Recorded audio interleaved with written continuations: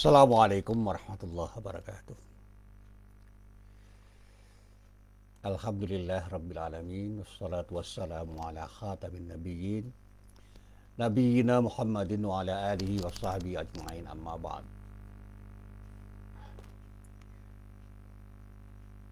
Para jamaah yang dirahmati Allah, Alhamdulillah pagi ini kita bisa bertemu lagi. Dan tadi sedikit agak terlambat karena listrik di rumah saya mati dan baru saja hidup.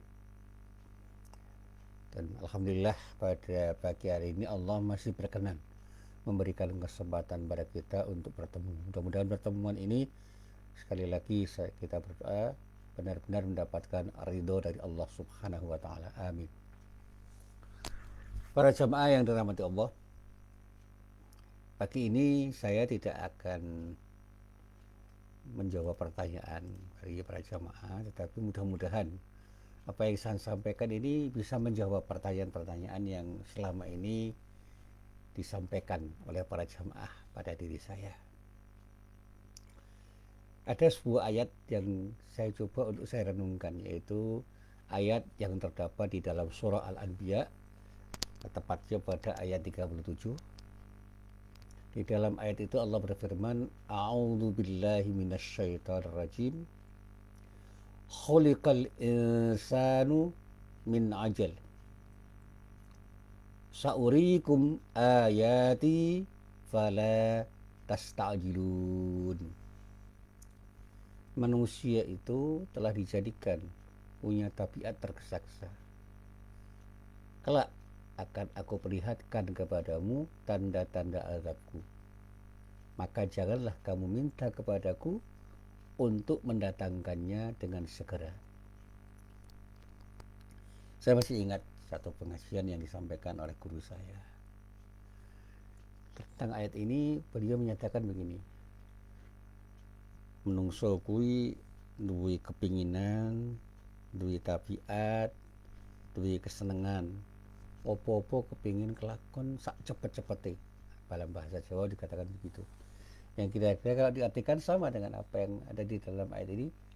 Manusia itu punya tabiat ingin mendapatkan sesuatu secara instan. Pengennya semua yang dia inginkan itu segera dia dapatkan. Kepinginnya semua yang diharapkan itu segera dicapai. Pengennya cita-citanya itu segera dia peroleh. Kalau dia punya keinginan, punya harapan, punya kemauan, itu maunya segera dia peroleh dengan cara apapun. Nah, disinilah kemudian banyak orang yang kepingin melakukan sesuatu dengan cara apapun. Yang penting apa yang diharapkan, diinginkan, dikehendaki itu bisa dia dapatkan. Termasuk dengan cara-cara yang jangankan syubhat, yang haram pun dilakukan. Termasuk cerita tentang korupsi. Korupsi itu biasanya terjadi pada orang yang kepingin segera mendapatkan duit banyak, uang banyak, harta banyak. Sehingga yang haram pun ya dilakukan. Pokoknya semua diembat.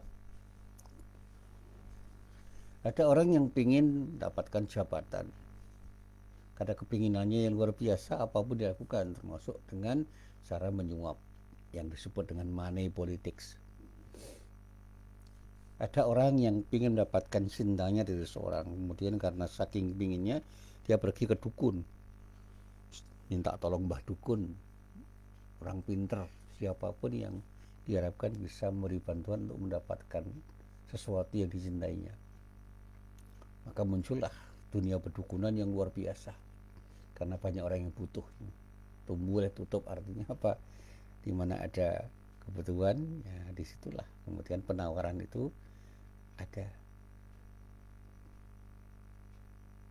Penawaran itu ada. Karena permintaannya banyak, ya penawarannya semakin banyak. Nah, ini hukum ekonomi mengatakan begitu. Kalau orang banyak butuh, ya akhirnya banyak yang jualan dan harganya bisa mahal kalau ternyata tidak dicukupi kebutuhan-kebutuhan itu, atau kecukupan itu belum bisa dicukupi dengan cepat oleh orang-orang yang bisa mencukupi kebutuhannya. Saya masih ingat betul betapa orang itu berbondong-bondong untuk mencari orang pintar dalam rangka untuk menjadi anggota DPRD misalnya. Itu bukan cerita, itu kenyataan yang terjadi di seputar kita. Padahal yang namanya takdir Allah itu sudah ada catatannya di sisi Allah. Allah yang akan memberikan sesuatu, termasuk adab Allah. Kita ini seringkali kecewa karena banyak orang yang zalim kok tidak diberi adab oleh Allah. Nah, disinilah kita harus sadar bahwa Allah sudah punya rencana yang tepat pada orang-orang yang zalim itu. Kapan orang-orang itu akan mendapatkan adab darinya?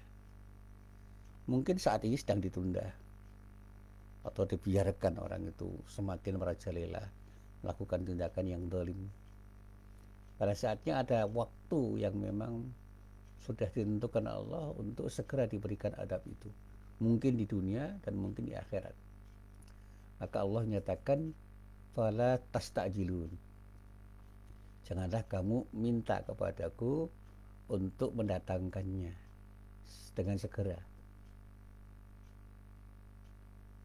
Nah, para jamaah yang dirahmati Allah, termasuk di dalamnya proses kehidupan itu perlu dilalui dengan kesabaran, ketenangan, tidak tergesa-gesa. Langkah demi langkah itu harus kita lalui dengan proses yang wajar saja, sebagaimana Allah mengajarkan tentang bagaimana manusia itu diproses untuk menjadi manusia dan pada saatnya kembali kepada Allah dengan proses yang mengalir saja. Kita tidak pernah merencanakan kapan ini kita lahir dari rahim seorang wanita yang bernama siapa, dimanapun dan kapanpun. Tahu-tahu kita dilahirkan tanpa perencanaan dari diri kita. Itu semua rencana Allah.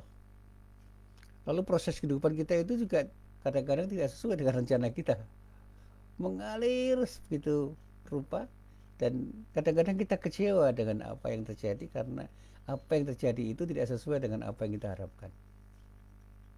Kita ingin dapat A, dapatnya B. Kita ingin dapatkan B, dapatnya C. Ada kalanya kita itu ingin mendapatkan 1, dapat 3.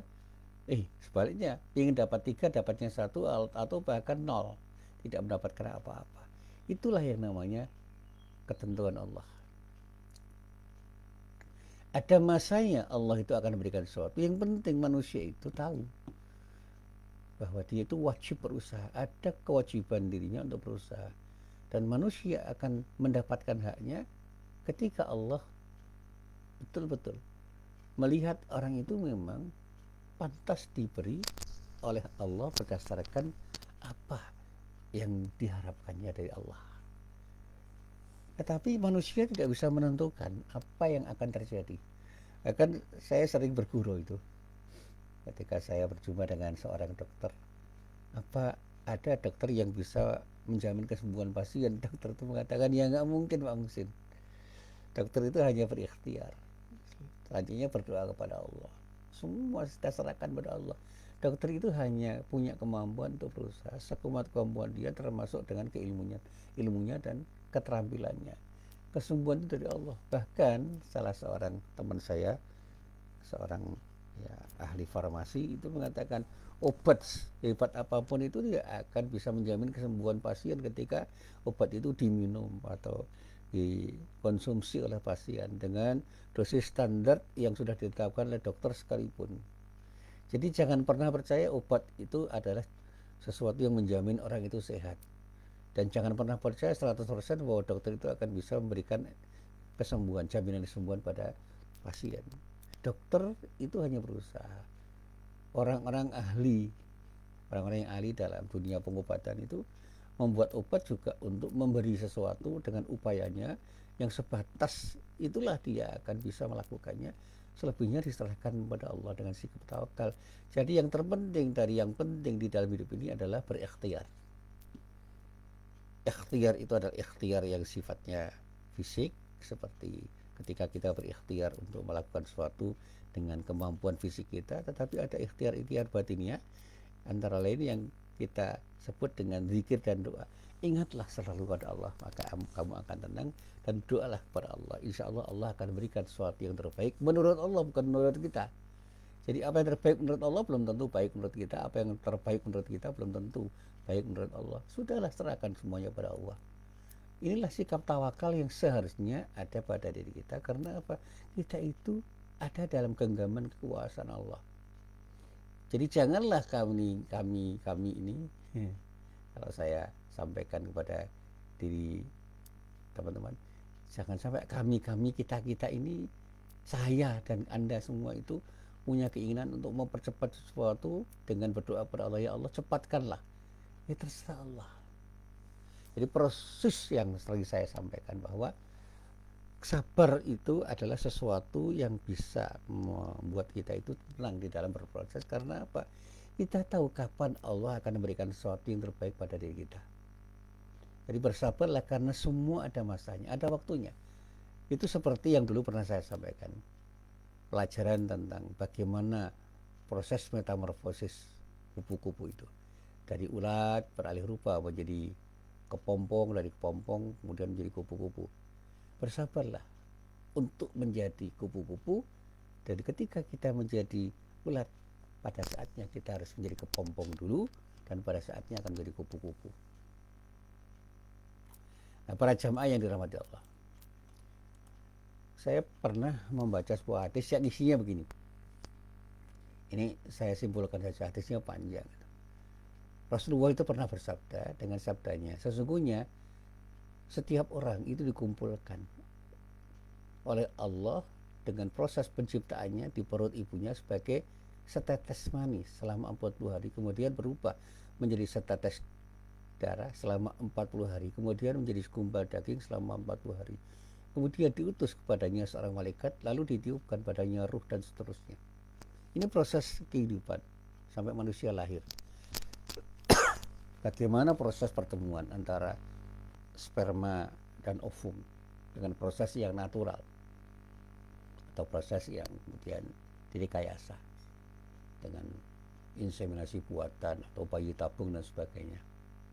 Itu sebuah proses yang terus mengalir. Dan kemudian dari pertemuan antara sperma dan ovum itu menjadilah gumpalan. Dan pada saat itu kemudian Allah memberikan kehidupan melalui malaikat untuk meniupkan roh pada calon janin yang kemudian menjadi janin pada saatnya akan lahir. Dan itulah sebuah proses kehidupan yang mengalir ya.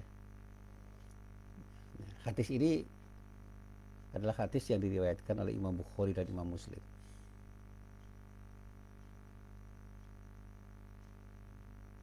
Yang dinyatakan oleh Abdullah bin Mas'ud radhiyallahu anhu. Jadi sekali lagi, seperti itulah proses penciptaan manusia. Setiap manusia harus melaluinya. Langkah demi langkah harus dilalui. Setiap tahapan dalam proses itu pun telah diperhitungkan dengan cermat, tepat, dan tanpa cacat sedikit pun, karena itu bagian dari rencana Allah yang maha sempurna. Nah, pertanyaannya, kenapa diperlukan proses seperti itu? Bukankah Allah mampu menciptakan semua secara instan, sekaligus, kalau ia menghendaki? Lagi pula hanya dialah Allah Sang Maha Kuasa mengetahui. Ya, kalau jawabannya dibuat ringan, ya terserah Allah. Dan itulah cara Allah menciptakan sebuah proses kehidupan yang tidak bisa kita intervensi. Proses itu diciptakan dan di dalamnya terkandung makna yang luar biasa. Allah di dalam proses itu memberikan pelajaran kepada hamba-hambanya bahwa semenjak ia berada dalam perut ibundanya, ada pelajaran istimewa dari Allah, yaitu tentang arti pentingnya kesabaran. Ketika kita akan berproses untuk menjadi yang terbaik menurut apa yang kita harapkan, kita inginkan, kita cita-citakan. Ada proses yang harus kita lalui, dan semua itu membutuhkan kesabaran, membutuhkan proses yang harus kita lalui, dengan apa yang memang tidak mungkin untuk tidak kita lalui. Sehingga ketika kita ingin mengharapkan sesuatu atau berharap ada sesuatu, jangan pernah kita itu kecewa ketika ada sesuatu yang belum kita dapatkan dengan harapan-harapan itu. Semuanya ada waktunya dan Allah menentukan semuanya, dan itu di luar kekuasaan kita untuk menguasai karena kekuasaan itu ada di genggaman tangan Allah. Jadi Allah lah yang berkuasa untuk menentukan semuanya. Saya seringkali bercerita dengan ilustrasi yang sederhana. Saya tuh pernah membayangkan satu siang itu akan makan dengan makanan yang enak dan minum yang enak, karena ada warung yang tersedia di dekat kantor saya. Setelah sholat zuhur selesai, saya datang ke warung itu, ternyata tutup warungnya. Dan warung sebelah itu buka, tetapi warung sebelah itu adalah warung yang menunya itu tidak saya sukai. Tapi apa boleh buat, karena saya perlu makan, akhirnya saya masuk ke situ. Setelah masuk ke situ, ternyata orang itu kenal dengan saya. Assalamualaikum Ustaz. Waalaikumsalam. Kok kenal saya? Iya Ustaz, saya mahasiswa UMY, saya pernah mendengarkan khutbah Ustaz di Masjid UMY. Oh iya, ada apa Ustaz? Saya mau makan. Lu biasanya Ustaz kan makan di warung sebelah. Iya, warung sebelah tutup. Oh gitu. Biasanya Ustaz makan apa? Ya biasanya itu makan sayur, kemudian ada ayam goreng. Biasanya kalau tidak paha, bagian bawah, atau bagian atas, atau kalau tidak ya dada. Itu ayam-ayam biasa. Dan ada tempenya. Jadi ada sayurnya. Ya, itu warung makan Padang yang saya sukai karena rasanya bukan rasa Padang asli, bukan rasa Sumatera, tapi sedikit rasa Jawa. Nah, pemilik warung itu kemudian tersenyum. Alhamdulillah Ustaz, hari ini saya masak masakan Padang seperti yang dimasak oleh Uda sebelah saya. Kita berbagi. Saya langsung ucapkan Alhamdulillah. Terus kemudian orang itu mengeluarkan panci kecil, kemudian mengeluarkan piring, mengeluarkan magicomnya di meja. Silakan Ustaz, kita makan sama-sama. Akhirnya saya makan sama-sama, diberi minum. Minum apa Ustaz? Ini kebetulan gulanya habis. Udah air putih nggak apa-apa. Atau teh tawar mau nggak Ustaz? Ya nggak apa-apa, teh tawar. Teh tawar hangat ya? Ya. Dan saya makan, saya minum sambil sedikit berbincang-bincang dengan orang yang mengajak saya makan, itu mahasiswa UMY ternyata. Setelah makan, saya mau bayar. Ini berapa harganya? Ustaz, jangan begitu. Saya ingin bersedekah. Saya ingin memberi yang terbaik untuk guru saya dan harap Ustadz menerima.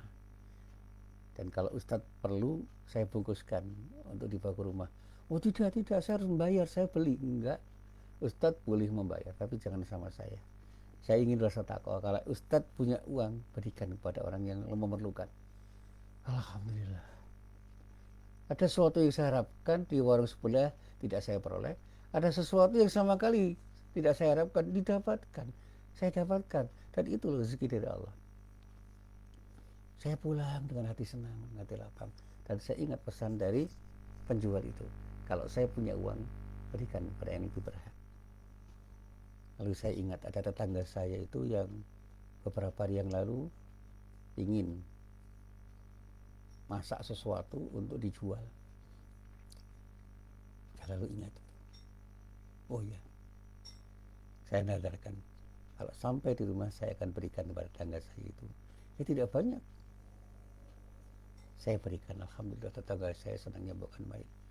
Saya lalu mengatakan Alhamdulillah Rabbil Alamin, Allah memberikan rezeki kepada saya dan Allah memberikan kesempatan saya untuk bersedekah. Mudah-mudahan semua mendapatkan ridha dari Allah Subhanahu wa taala. Dan betul, ada proses yang saya lalui dan semua butuh kesabaran. Dan kesabaran terhadap semua itu harus saya miliki. Kesabaran dalam menjalani proses harus saya lalui. Perintah Allah itu harus saya laksanakan.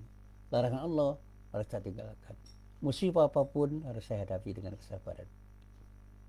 Allah Maha Pencipta dan Allah menentukan semuanya. Allah menciptakan manusia sekaligus membuat mereka semua menjadi orang yang terikat dengan hukum-hukum yang telah diciptakan.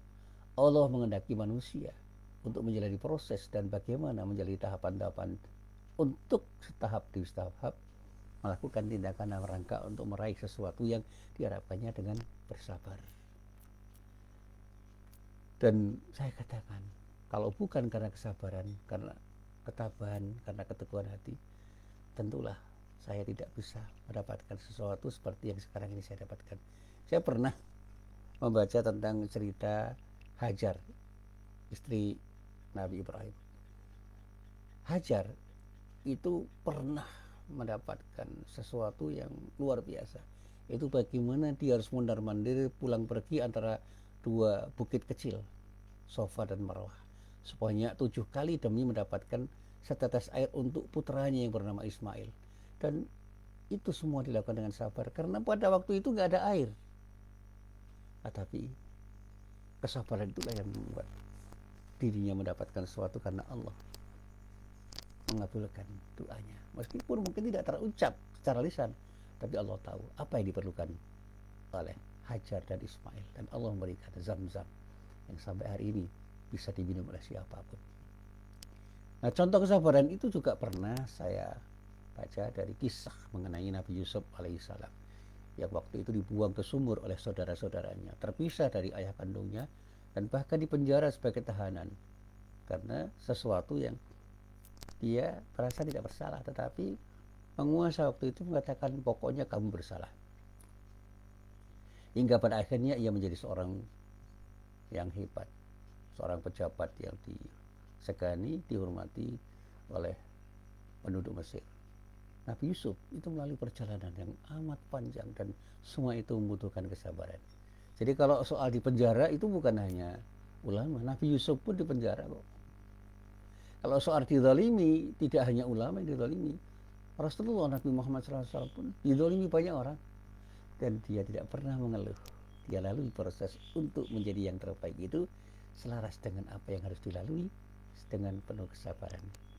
Nabi Ayub pernah saya ceritakan, Nabi Nuh pernah saya ceritakan, Nabi Lut pernah saya ceritakan. Saya pernah dikeluhi oleh salah seorang teman saya yang bercerai dengan istrinya. Dia katakan, yang cerai sama istri itu bukan hanya Anda. Ya, Nabi Lut pernah, dan dalam kisahnya Nabi Muhammad SAW juga pernah bercerai dengan istrinya, salah satu istrinya. Dan bahkan dalam cerita itu tidak hanya satu, saya tidak ingat 1, 2, apa 3 yang pernah diceritakan, tapi itu sebuah proses yang manusiawi. Dan perceraian itu bisa saja terjadi pada siapapun, meskipun itu dia bukan merupakan suatu media.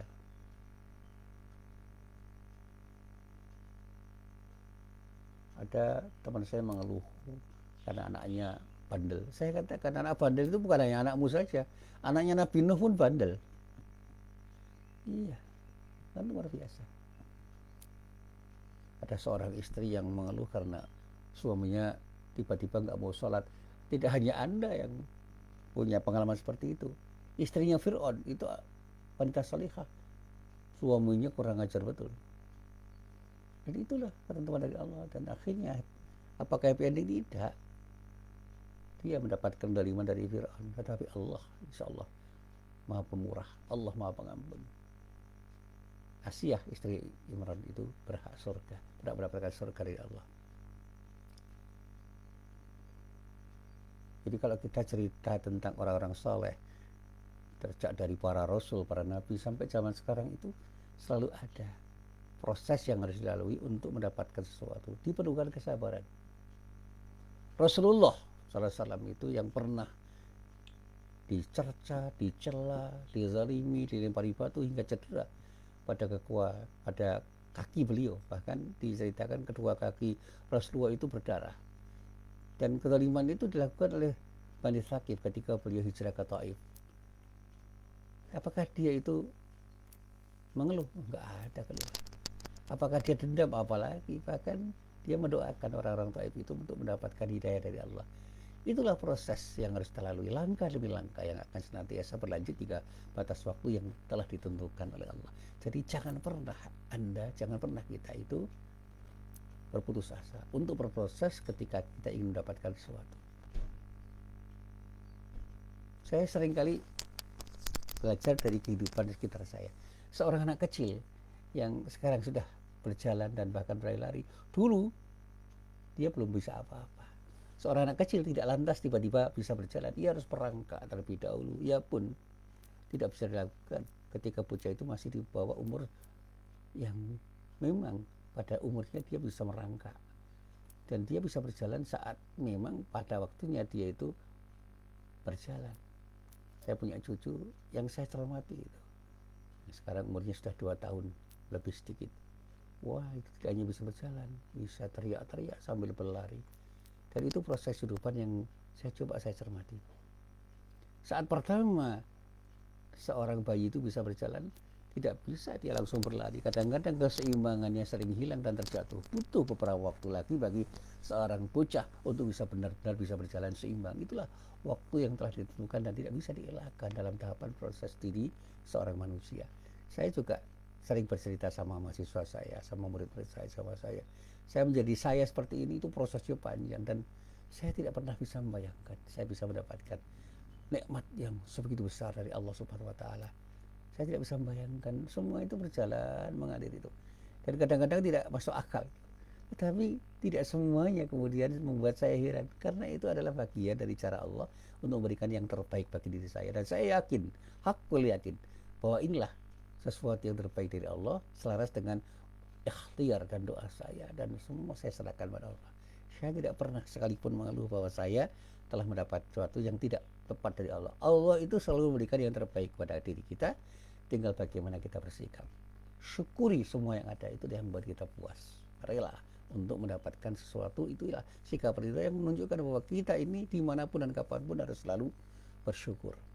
Dan syukur itulah yang membuat kita bahagia. Saya bisa duduk, saya bisa ceramah, saya bisa berjalan, saya bisa berlari, saya bisa membaca, saya bisa menulis.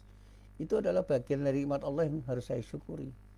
Bahwa ketika orang mengatakan Pak Muhsin kok tidak bisa menjadi orang kaya seperti teman-temannya, saya katakan itu semua pemberian dari Allah dan harus kita syukuri. Jangan pernah kita itu dalam bahasa Jawa ngemingge, menyepelekan, meremehkan pemberian Allah.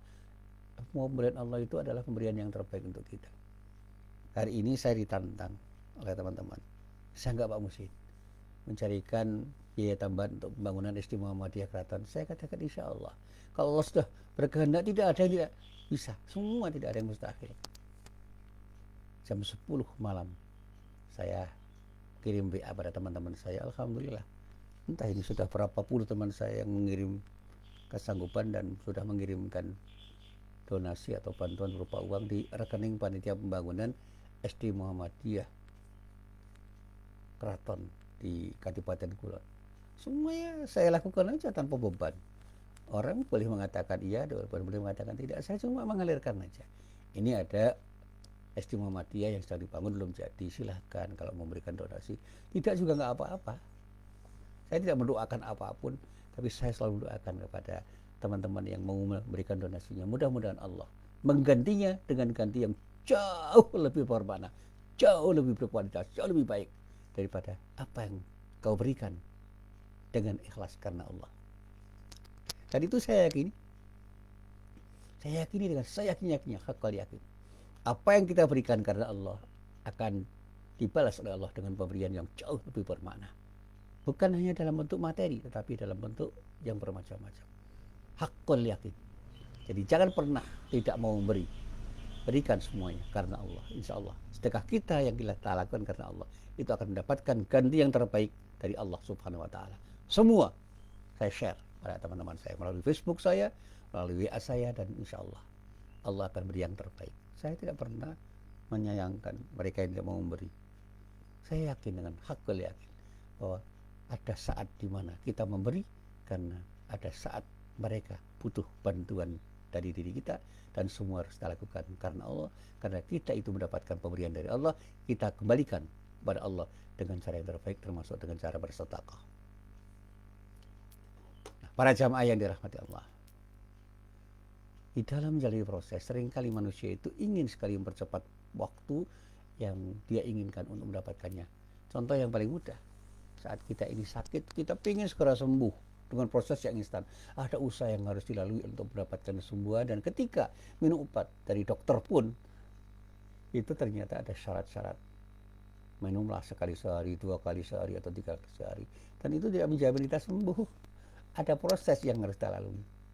Tidak bisa kesembuhan dari penyakit itu diraih secara instan serta merta setelah minum semua obat sekaligus. Justru ketika pasien melakukan hal itu akan mengakibatkan dia sakit karena overdosis. Nah, sifat ketergesa-gesaan inilah yang sering kali menguasai seseorang dan membuat manusia itu sulit untuk bersabar. Saya pernah sakit dan pada waktu itu saya hampir menyerah karena saya sakit tipes waktu itu tahun berapa ya, 84 85. 3 bulan efektif lah saya sakit. Dan satu malam saya sudah tidak bisa berdiri lagi. Saya sholat malam itu sambil terduduk. Saya menangis, ya Allah, andai kata Engkau ingin memanggilku saat ini, aku ikhlas menemuimu. Tapi ketika Engkau memberikan kesempatan padaku untuk beramal soleh lebih daripada hari ini, berikan kekuatan pada diriku untuk beramal soleh, untuk menuju ridhomu. Dan itu janji saya. Sehingga saya sering mengatakan pada diri saya, ini kehidupan yang kedua setelah saya hidup. Karena Allah memberikan kesempatan saya untuk beramal soleh dan meninggalkan semua kemaksiatan. Taubatan nasuha yang saya lakukan. Dan kemudian disitulah saya berproses dan menjadi saya seperti sekarang ini. Jadi ada teman saya yang mengatakan, ini teman saya dari Fakultas Psikologi, itu namanya NDE Pak Musid, Near Death Experience, pengalaman hampir mati. Saya katakan mungkin, tapi saya tidak pernah percaya bahwa mati itu akan bisa diciptakan oleh siapapun, karena semua ada di tangan Allah. Ketika kita berproses untuk mati, itulah proses yang dikehendaki Allah. Jangan pernah menyesali kematian siapapun, karena itu bagian dari takdir Allah yang tidak boleh kita sesali. Ketika waktunya kita mati, kita akan mati. Tapi ketika Allah memberikan kesempatan pada kita untuk hidup, jadilah orang yang bisa memanfaatkan hidup ini dengan sebaik-baiknya untuk mendapatkan ridha Allah. Dan itulah yang saya lakukan. Saya tidak pernah tahu kapan saya akan mati. Saya siap mati kapanpun, dimanapun, dengan cara apapun menurut Allah. Tapi saya selalu berdoa, ya Allah, panggillah aku dengan husnul khatimah. Dimanapun dan kapanpun Engkau memanggil, aku ridho. Selalu saya berdoa seperti itu. Tetapi kalau Engkau masih memberi kesempatan kepada aku, kapanpun Engkau beri kesempatan kepada aku untuk beramal soleh, jadikan diriku menjadi orang yang kuat untuk tetap berada di jalur, di rel yang telah Engkau gariskan, sehingga aku bisa beramal soleh dengan sebaik-baiknya untuk mendapatkan ridhamu, dan berikan saya kekuatan untuk berjuang melawan godaan setan, sehingga aku berhasil memenangkan pertarungan itu, sehingga aku tidak terjebak pada kemaksiatan sekecil apapun. Itu yang selalu saya ucapkan dalam doa saya, Allah berikan aku kesempatan untuk beramal soleh sekuat kemampuan yang Kau berikan pada diriku, dan berikan aku kekuatan untuk mengatakan tidak pada semua ajakan setan, sehingga semua musibah yang saya alami saya hadapi dengan kesabaran, karena saya tahu kapan Allah akan memberi dan kapan Allah akan meminta. Para jamaah yang dirahmati Allah, ketika orang itu tidak bersabar, mungkin dia akan mendapatkan akibat buruk dari ketidaksabarannya. Manusia seringkali mudah melupakan sesuatu, dan seringkali juga dengan mudah mengingat sesuatu. Manusia ingin mendapatkan apa yang diinginkannya dengan sesegera mungkin, tapi dia lupa bahwa ada proses yang harus dilalui. Sehingga firman Allah yang ada di dalam surat Al-Anbiya ayat 37, khuliqal insanu min ajal saurikum ayati fala tasta'jilun. Itulah yang menginspirasi diri saya. Manusia itu telah dijadikan punya tabiat tergesa-gesa. Kalau akan aku perlihatkan kepadamu tanda-tanda azabku, kata Allah, maka janganlah kamu minta kepadaku untuk mendatangkannya dengan segera.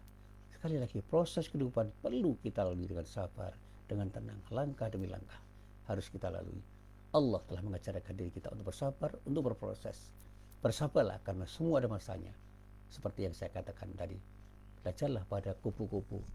Dia tidak pernah mengeluh ketika menjadi ulat, dan selalu berproses untuk menunggu sampai dia jadi kepompong dan kemudian jadi kupu-kupu yang indah, elok, dan menarik hati. Bersabarlah, maka kita akan mendapatkan lebih dari apa yang kita harapkan. Dan justru sikap tergesa-gesa itu hanya akan membuat kita membuang energi, membuang banyak hal yang harus kita jaga, dan pada saatnya membuat banyak diri kita itu lupa kepada Allah. Dan ketika kita lupa dari Allah dan kemudian ingat pada yang lain, disitulah kita akan terjebak pada tindakan-tindakan yang tidak diridhai oleh Allah. Upayakan semua dengan upaya yang terbaik, dengan harapan mudah-mudahan Allah akan berikan yang terbaik pada diri kita. Jangan pernah berupaya dengan upaya-upaya yang tidak selaras dengan prinsip yang telah diberikan oleh Allah dengan syariatnya, dan pada saatnya kita justru akan mendapatkan adab dari Allah Subhanahu wa taala. Na'udzubillahi min dzalik. Assalamualaikum warahmatullahi wabarakatuh.